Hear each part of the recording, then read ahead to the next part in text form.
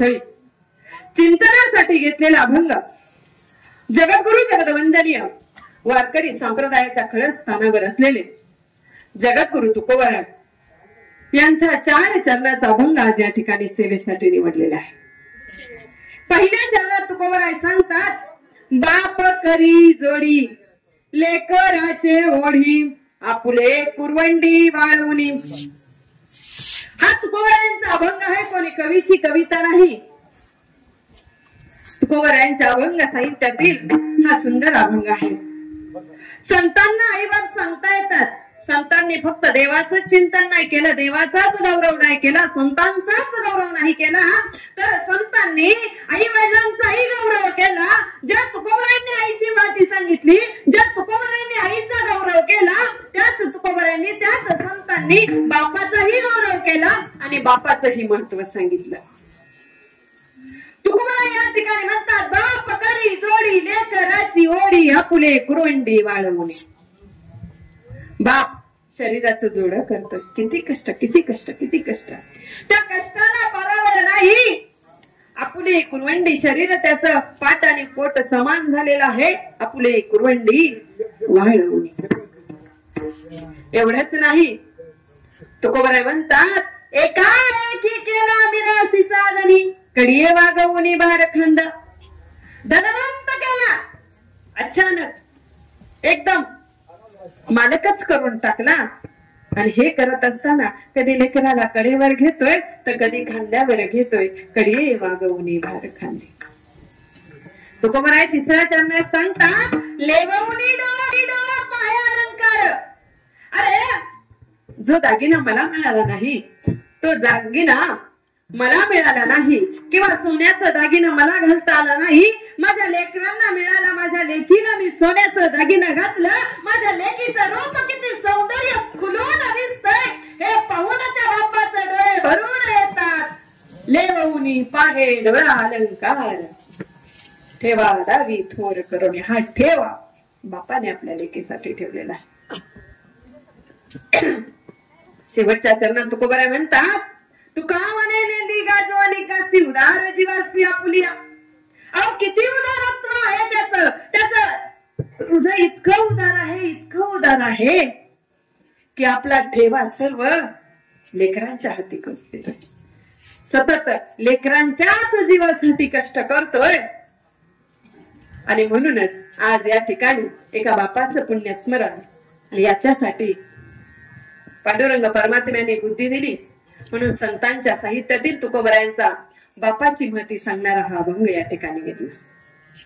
अभंगाचा सरळ अर्थ सांगितला, परंतु चिंतनाला सुरुवात करण्यापूर्वी आज ज्यांच्या पुण्यस्मरणानिमित्त आपण आलो, 1 वर्ष झालं कैलासवासी भगवान वामन खेडेकर दिनांक 8/7/2024 रोजी यांना आपल्या परिवारातून अखेरचा निरोप घ्यावा लागला। मामली पण तिथे आहे चतुर्थी, आणि या चतुर्थीला विनायकी चतुर्थी म्हणतात। महिन्यात 2 चतुर्थी येतात, जी पौर्णिमेनंतरची येते तिला संकष्टी म्हणतात, अमावस्यानंतरची येते तिला विनायकी म्हणतात। विनायकी चतुर्थी, विनायक भगवंताचा जो अवतार झाला त्या तिथीला यांना जाणं झालं। त्याचबरोबर अजून दुसरं, या मासात संतांची वारी पांडुरंग परमात्म्याच्या भेटीला जाते। मग त्यावेळी संत काय म्हणतात, आपुल्या माहेरा जाईल मी आता, आपुल्या माहेरा जाईल मी आता, आपुल्या माहेरा जाईल मी आता, आपुल्या माहेरा जाईल मी आता। निरपया संता हाती आला, निरपया संता हाती आला, सुख दुःख माझे आई केले गाणी, सुख दुःख माझे आई केले गाणी। निरपया संता हाती आला, निरपया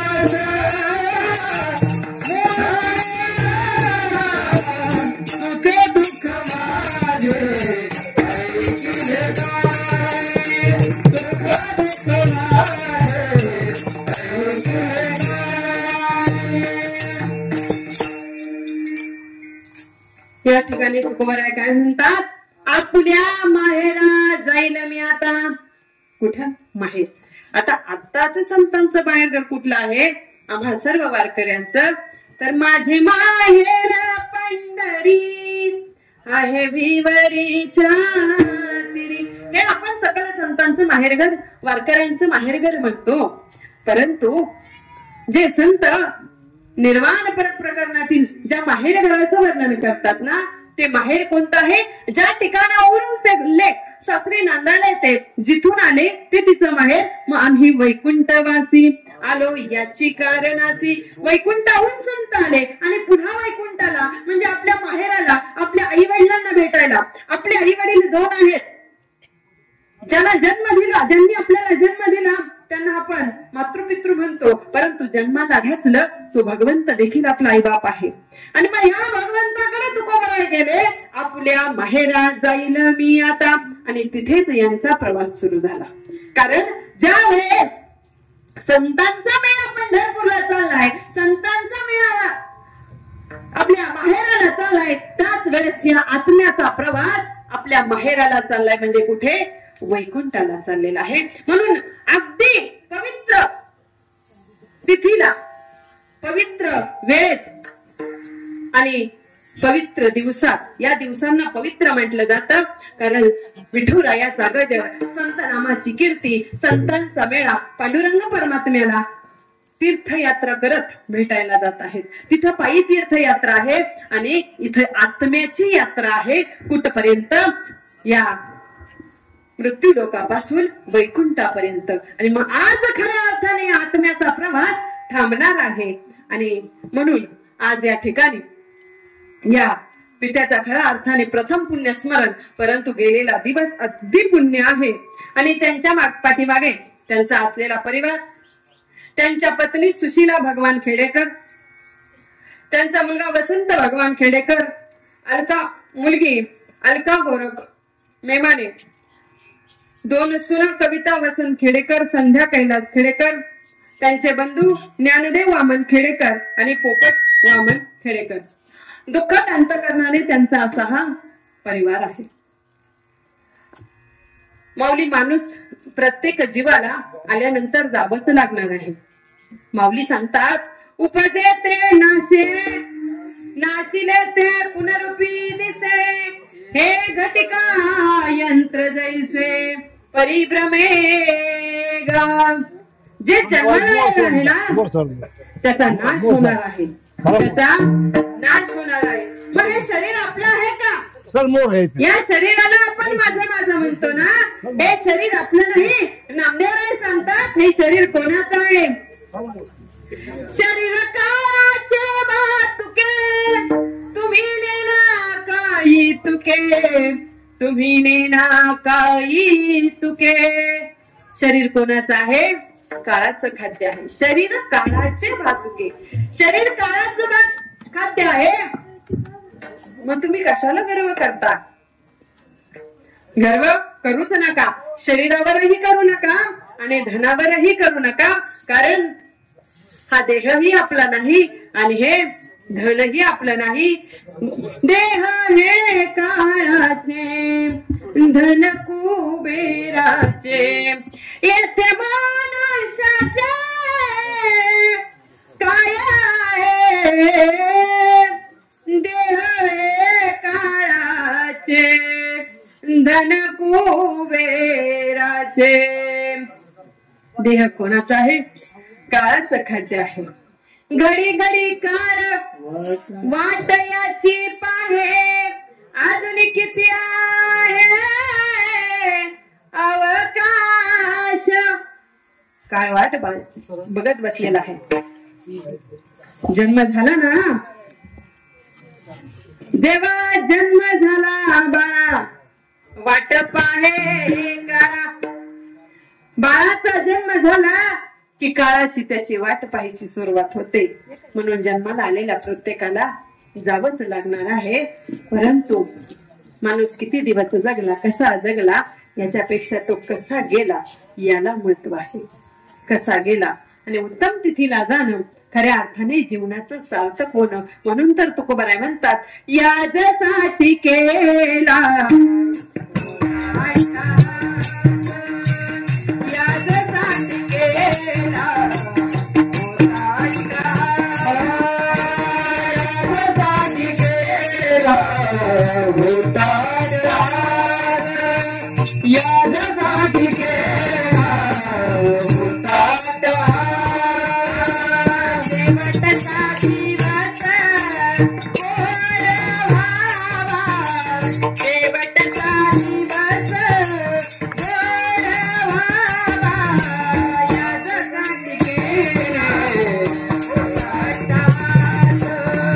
याजसाठी केला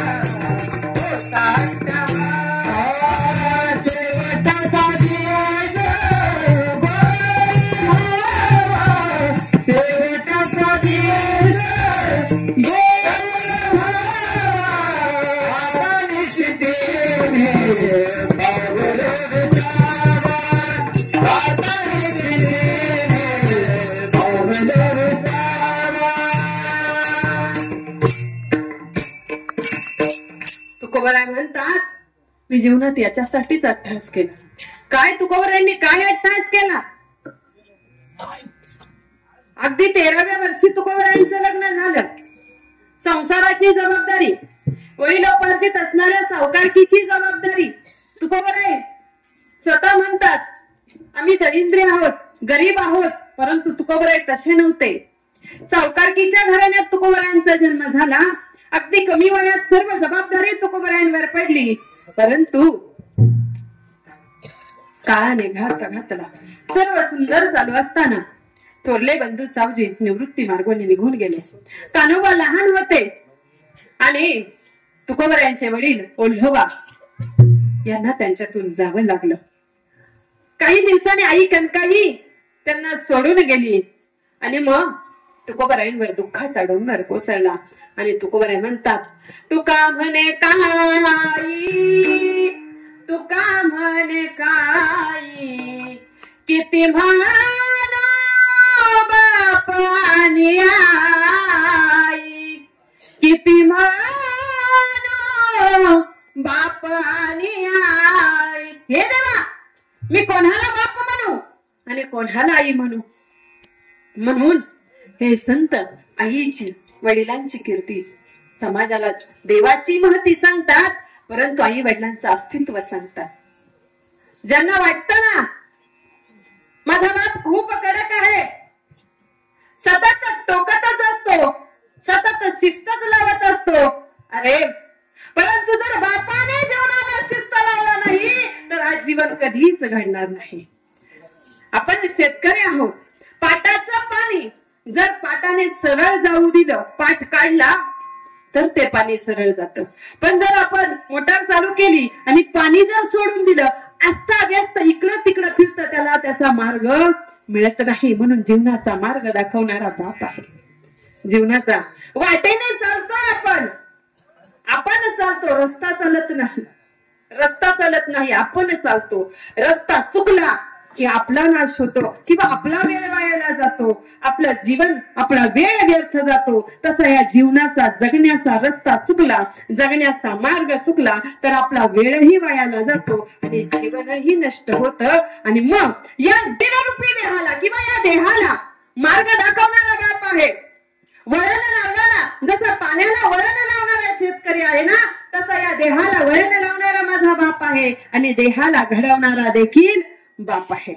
मग कोण म्हणतो बापाने काय नाही केलं? अरे सगळंच केलं, पण तुला त्याचं अस्तित्वच कळालं नाही. आणि मग पुन्हा तुकोबारायांनी हातात लेखणी घेतली आणि बापाची महती सांगितली. अभंगाचं पहिलं, बापाकडे जोडी लेकराची होडी, बापाकडे जोडी लेकराची होडी, बापाकडे जोडी बाप करी जोडी लेकराची होडी, बाप करी जोडी लेकराची होडी, बाप करी जोडी लेकराची होडी.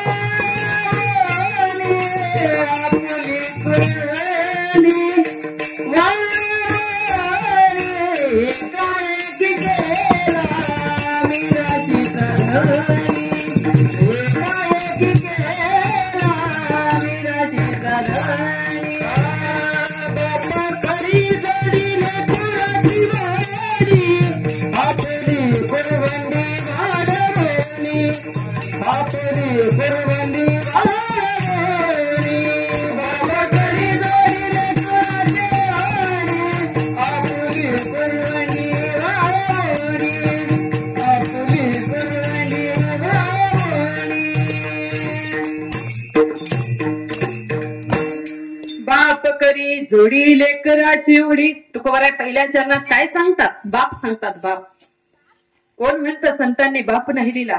संतांनी बाप लिहिला आणि बाप कसा आहे हेही सांगितलं. काय करतो माझा बाप? बाप करी जोडी. अरे शरीराचा जोडा करतोय. मग तुम्ही म्हणाल शरीराचा जोडा कधी होऊ शकतं का? अरे कष्टात ज्याप्रमाणे पायातील चपला चालून चालून चालून झिजतात त्याप्रमाणे माझ्या बापाचं हे शरीर कष्ट करून कष्ट करून कष्ट करून झिजत असतं. आणि म्हणून तुकोबारायांनी जोड्यांची उपमा दिलेली आहे. बापाच्या शरीराला कशाची उपमा दिली? बाप करी जोडी लेकराची. कोणासाठी करतो बाप? आणि माझ्या बापाने कष्ट केलं, आता पैसा घ्यावा, विमानाचं तिकीट काढावं, विमानाने फिरावं. नाही फिरूशी वाटलं त्याला. तुकोबाराय काय सांगतात? नाही फिरूशी वाटलं त्याला. अरे बापाने कष्ट केला, आता वाटलं चला खूप पैसा, आता यंदा पिकाला खूप भाव मिळाला, आता 5 स्टार हॉटेल मध्ये जाऊन जेवावं. बापासाठीच केलंय ना त्याने, त्याच्यासाठीच केलंय ना. परंतु तुकोबारा म्हणतात नाही खाऊ वाटलं त्याला. नाही खाऊ वाटलं त्याला. कष्ट केलं, जोड केलं फक्त एकासाठी, लेकराची ओढी. लेकरांच्या ओढीने. अरे लेकराची ओढ किती असते? जेव्हा आपल्याला बाप कळत नाही, ज्या वेळेस आपण स्वतः बाप होतो ना त्यावेळेस बापाचं अस्तित्व कळतं की बाप झाल्यावर काय आहे. जोपर्यंत आपण आई होत नाही तोपर्यंत आईची महती कळत नाही, आणि जोपर्यंत आपण बाप होत नाही तोपर्यंत बापाची महती कळत नाही. आपण बाप नाही, कॉलेजला जातो, म्हणा बाबा अहो मला नवीन चप्पल द्या, नवीन चप्पल द्या. बाबाने म्हणावं आज नाही जरा 8 दिवस थांबते का? त्यावेळेस आपण लगेच बोलतो अहो माझ्या मैत्रिणी केवढे छान ड्रेस घालून येतात, सँडल घालून येतात, आणि माझी ही अशी कपडे, मला लाज वाटते तुमची. परंतु बाप कसा आहे? अरे नाही त्याला त्याचा स्वार्थ कळला, म्हणून वाटतं अरे कळला नाही बाबा तुला तुझा कधी स्वार्थ रे. कळला नाही बाबा तुला तुझा कधी स्वार्थ रे. तूच खरा पार्थ रे, तूच खरा पार्थ रे, तूच खरा पार्थ रे, तूच खरा पार्थ रे, तूच खरा पार्थ रे, तूच खरा पार्थ रे, तूच खरा पार्थ रे, तूच खरा पार्थ रे. ऊनवार पावसात राहिला,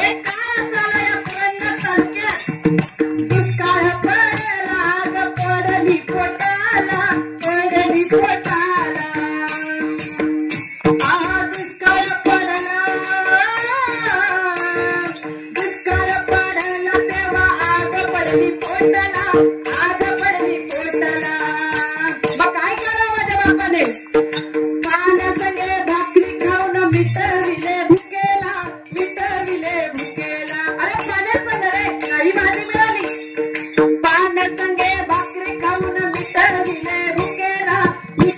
राहिले भुकेला एवढ्या असताना सुद्धा लेकराच्या सुखासाठी लेकराच्या सुखासाठी सतत पळत राहिला सतत पळत राहिला करला नाही बाबा तुला तुझा कधी साखरे करला नाही बाबा तुला तुझा कधी साखरे तूच करा पाखरे तूच करा पाखरे तूच करा पाखरे तूच करा पाखरे तूच करा पाखरे तूच करा पाखरे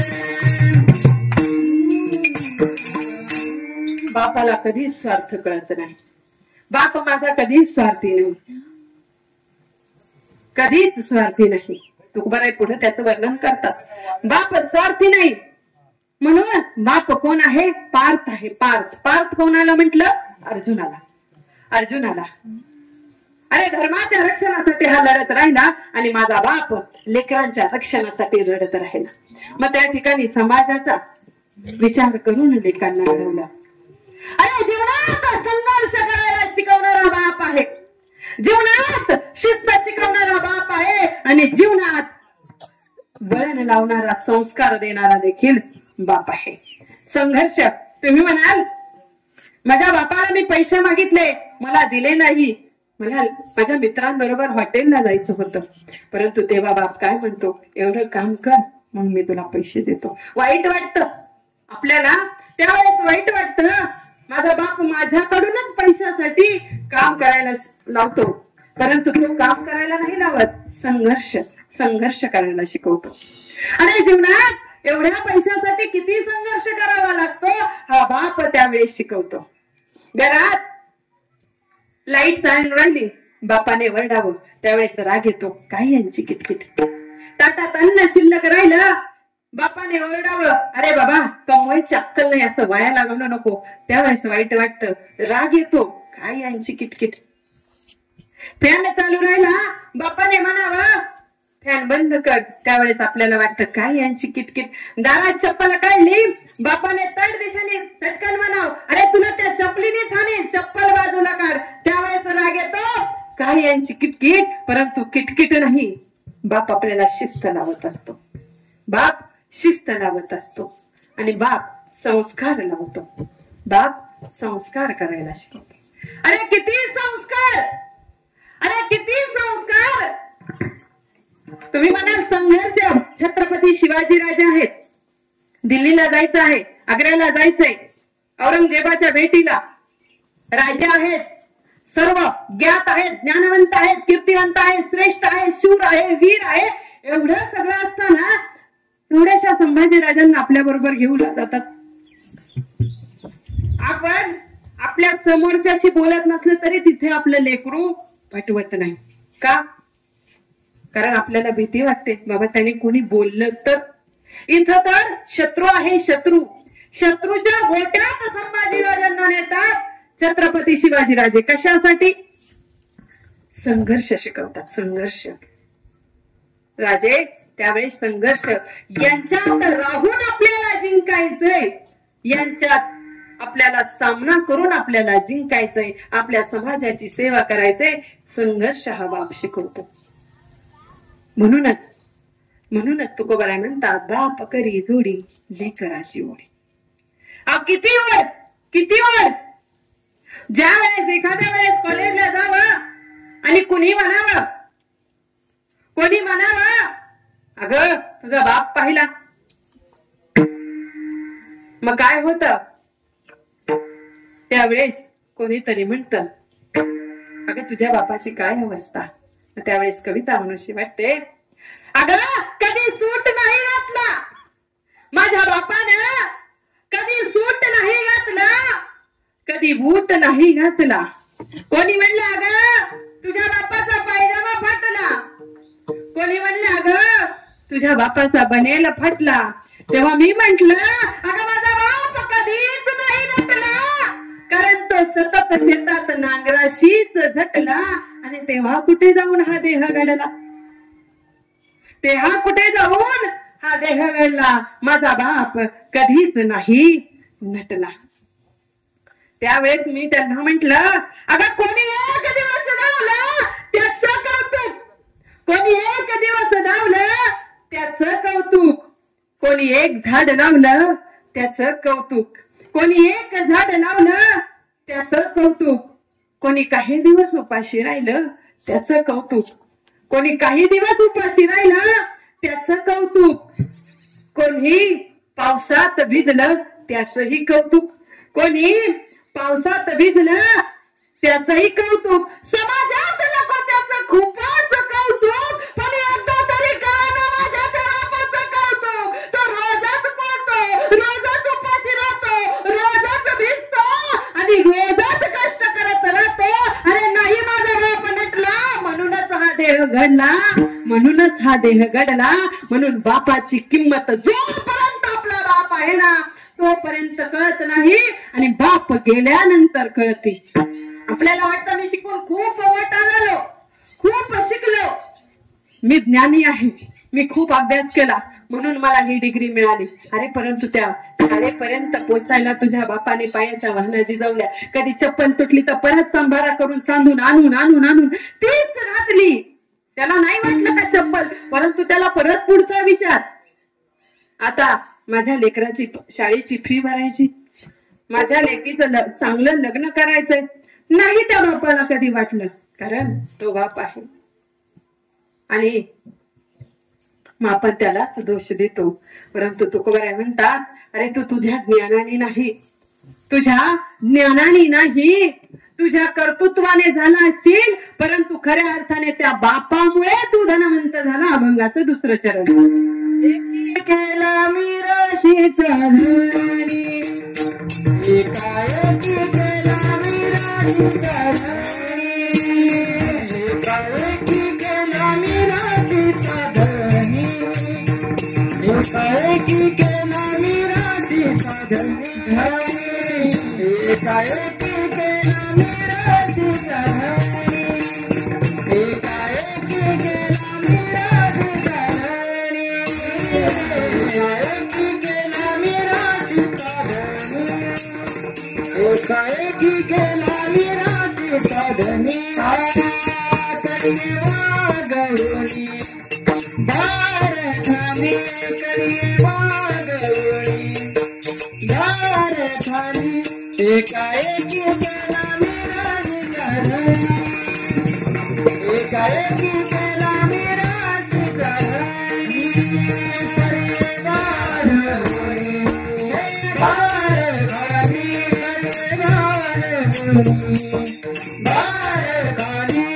एकाएकी केला मी राशीचा धनी, एकाएकी केला मी राशीचा धनी.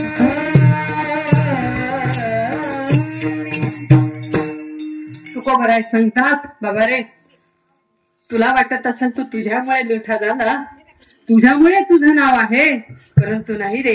एकाएकी केला मिरासीचा धनी, अरे सर्व संपत्तीचा मालक तुला बनवला.